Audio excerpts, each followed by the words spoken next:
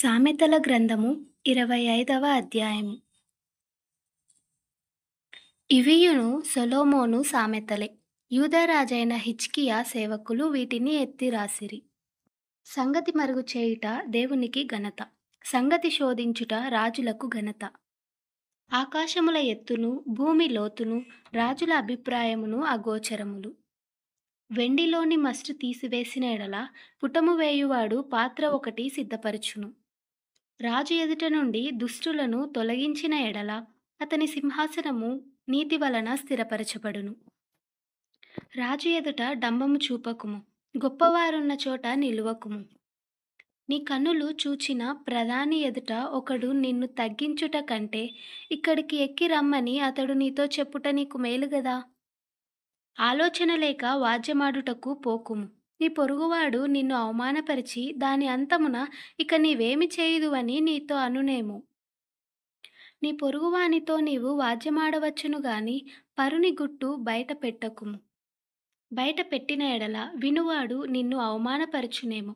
అందువలన నీకు కలిగిన అపకీర్తి ఎన్నటికినీ పోకుండును. సమయోచితముగా పలకబడిన మాట చిత్రమైన వెండి పల్లెములో నుంచబడిన బంగారు పండ్ల వంటిది. బంగారు కర్ణభూషమెట్టిదో అపరంజి ఆభరణమెట్టిదో వినువాని చెవికి జ్ఞానము గల ఉపదేశకుడు అట్టివాడు. నమ్మకమైన దూత తనను పంపువారికి కోతకాలపు మంచు చల్లదనము వంటివాడు. వాడు తన యజమానుల హృదయమును తెప్పరిల్లజేయును. కపట మనస్సుతో దానమిచ్చి డంబము చేయువాడు వర్షము లేని మబ్బును గాలిని పోలియున్నాడు. దీర్ఘశాంతము చేత న్యాయాధిపతిని ఒప్పించవచ్చును. సాత్వికమైన నాలుక ఎముకలను నలుగగొట్టును. తేనె కనుగొంటివా, తగినంత మట్టుకే త్రాగుము. అధికముగా త్రాగిన ఎడల కక్కివేయుదువేమో. మాటిమాటికి నీ పొరుగువాని ఇంటికి వెళ్ళకుము. అతడు నీ వలన విసిగి నిన్ను ద్వేషించునేమో.